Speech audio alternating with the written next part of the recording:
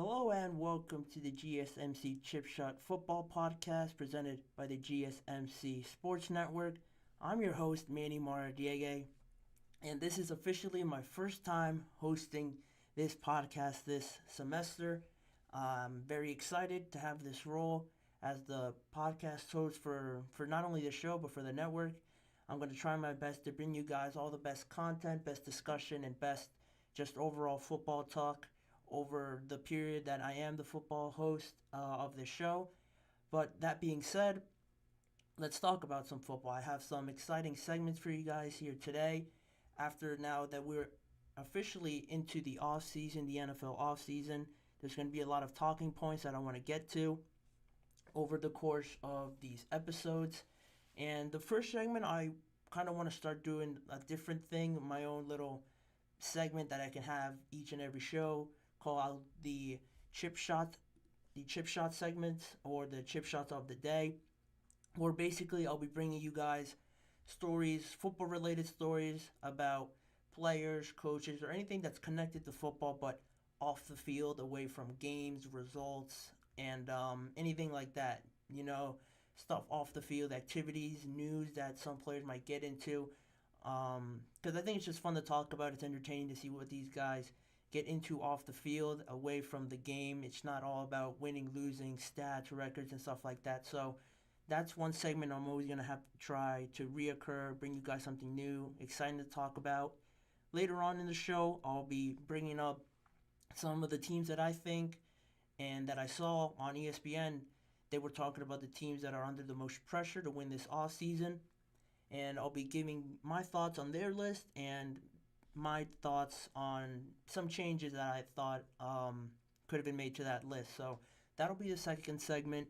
After that, after the halfway point of the show, I'll be talking about Tua Tagovailoa and his contract heading into next year, what it looks like for him, what kind of contract he could be getting, and how could it affect the Dolphins roster going forward, because they have a good amount of free agents and important free agents that they need to really decide how they're going to spend this money and what's best for them going forward. And to wrap it all up later in the show, I'm going to talk about the Cowboys and them being all in this coming season. Those were exact words from owner and general manager Jerry Jones. He had those quotes at the Senior Bowl this season, this offseason, I should say. And I want to talk about what that means, the narrative surrounding that, and how this offseason is potentially one of the biggest ones we've seen in recent Cowboys history because of the contracts, the players that are there, and the decisions that are probably going to ultimately be made after the season, if it all goes good, bad, or any other way. So those are all the segments I'm going to talk about. I'm going to jump into the first one, but before I do that, I want to ask you guys to please look at the graphic I have up there, and I want to remind you guys to please like and follow the show. We get a lot of questions from viewers during the show, so to make sure that your question is seen, please use the tip and donations link running across the ticker down below me with any question that you may have. The tip and donations link is streamelements.com/gsmcsportsnetwork./tip.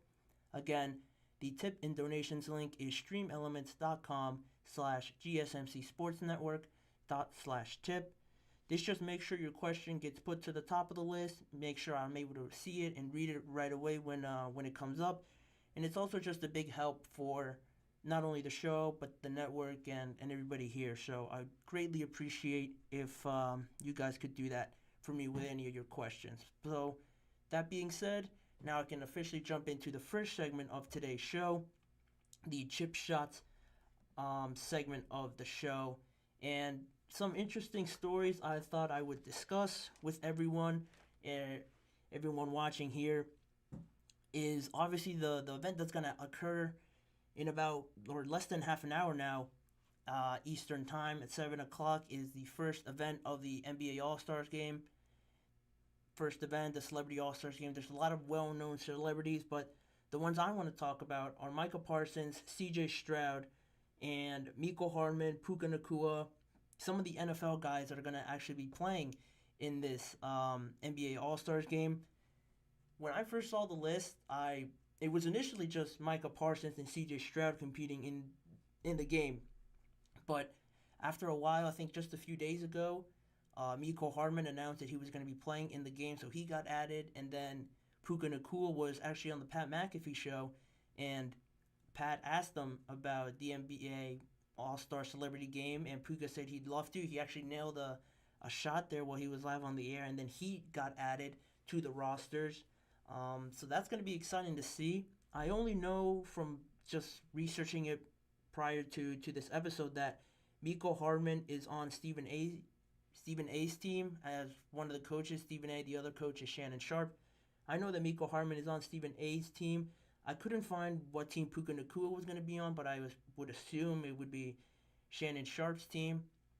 But that being said, it's going to be an exciting thing just because I don't know if a lot of you guys have been paying attention to just podcasts, sports media in general. Micah Parsons has his own podcast. He actually had C.J. Stroud on there, and they had some good banter between both of them, saying how, just trash talking each other, talking about the game. And Micah, like I'm sure most of you have seen, has been talking about him being extremely good at basketball. But CJ comes back and says how he played basketball in high school, and I thought it was so funny that he brought up one performance that he had against Miami Heat rookie forward Jaime Hawkins Jr. in high school, and how he dropped 40 on him in that game, and how everybody went crazy. He hit a game-winning shot there at the end of that game, and he said he dropped 40 points on him, and everybody rushed the court and stuff like that. And that got me like thinking that CJ Stroud, all right, he thinks he's good at basketball. That's one thing. And then I've seen him recently in Travis Scott's HBCU celebrity baseball or softball game that happened recently, and he did pretty well on it. The guy's just a natural athlete. From what I see, he's not only great at football, but just seeing him do all this other stuff, he just looks like a great athlete, and that's why. I won't be able to catch the whole game, obviously, because I'll be live here. But my predictions for that game, I expect it to be very entertaining for not only the players on the court, but there's always stuff that happens off the court. They're gonna have different events there as well. The game's actually gonna be played on the new LED innovative court, which carries a lot of different animations, and I'm sure different like celebrations for any player that hits a three, gets a dunk or something, makes a big play in the game. It's gonna be pretty cool to see because it's the first time they're trying this new LED court out in a game like this. They're gonna have other events as well, other ruffles based events during the game. So that's gonna add to the ambiance of the game. I mentioned which team some of the players were on. Stephen A's team also has Meta World Peace on it, on top of C.J. Stroud, Miko Hardman, and I wrote somebody else, and I think those were the biggest names I remembered. So I think it's going to be a very entertaining game, and if I were to pick a winner just based on the rosters, I think I would have to go with Stephen A's team, just because Stephen A's done it before. He's taken it very seriously, I think, and it's kind of funny that I saw today that he actually, it's not funny that he got hurt, but he got hurt actually playing Micah Parsons one-on-one during the court. They might have been shooting around. I don't know how intense this one-on-one was, but he actually hurt his ankle and was taken to the hospital to get evaluated for that ankle. He's okay to coach, though, in tonight's game, but it looks like he's taking it very seriously from last year. I'm pretty sure he lost, so I think he's coming back with a vengeance. He's got some good players on their team. Most of all, C.J. Stroud. I keep mentioning him because I just think he's going to just show out today and show everyone how great of an athlete he is. He's my vote for MVP. I think they're going to take it by a good amount, honestly. I know there's other players like Kai Cenat, a streamer on that team. So it's going to be very entertaining. But I am ultimately taking Stephen A's team to win, and C.J. Stroud is my pick for the MVP. The other story I wanted to bring up quickly during this segment is some recent quotes I saw from Jordan Mailata that ties into a bigger theme that I want to get into. Just this offseason has really been surrounded or these playoffs, I should say, were really surrounded around a couple of things. The Chiefs and where they were going to make it back to the Super Bowl. The 49ers as well. Could they finally get it done with Brock Purdy? Obviously, the Lions making it that far to the NFC Championship. The Bills, could they finally do it with home field advantage against the Chiefs?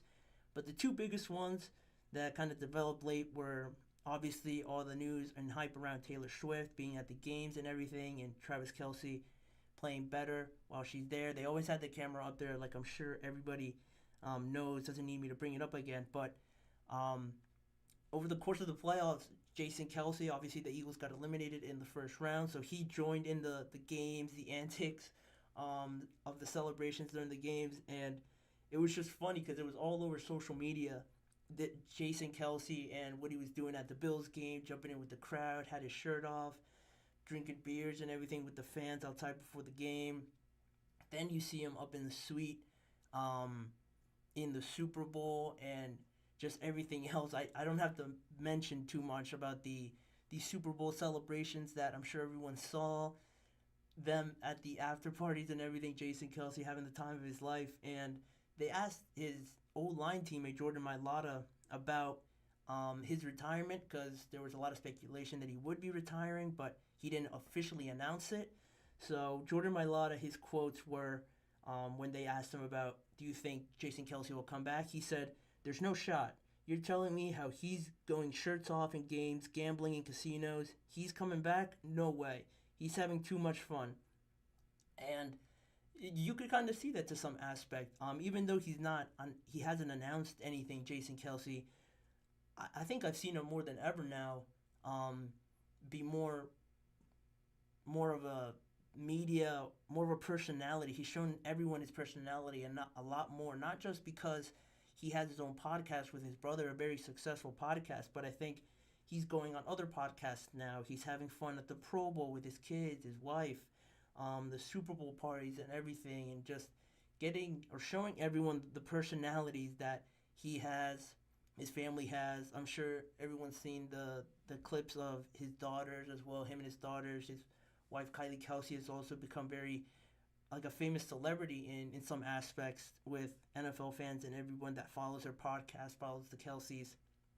And I just think it's funny how everyone's just noticing this about Jason Kelce, how much of a character he is, because you don't see it too much on the field, right? Because he's only the center of the Eagles. There's not too much flashiness that comes with that position. But now, seeing all these stuff, everyone kind of, he's become like America's sweetheart now in a sense, right? Everyone loves him. Everyone loves seeing him at the game, seeing him off the field, seeing him what kind of activities he's been involved in.